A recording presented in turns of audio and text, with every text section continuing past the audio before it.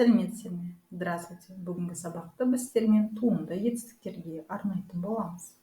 Сегодняшний наш урок мы посвятим производным глаголу.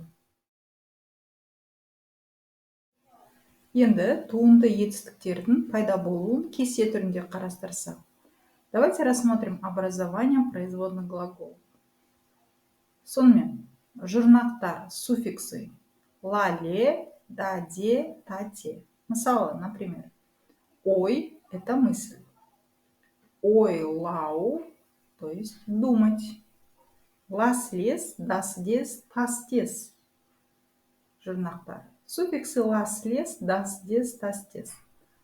Қате – ошибка. Қателесу – ошибаться.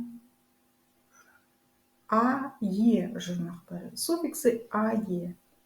Ат – имя, атау – называть. Ғар-гер, қар-кер жұрнақтары. Суффиксы қар-кер, ғар-гер. Бас – голова. Басқару – возглавлять.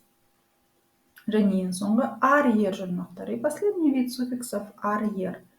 Ақ – белый, ағару – белеть. Осымен сабағымыз аяқталды. Рахмет.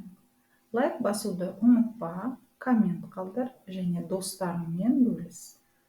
На этом наш урок завершен. Спасибо. Не забудь поставить лайк, оставь комментарий и поделись со своими друзьями.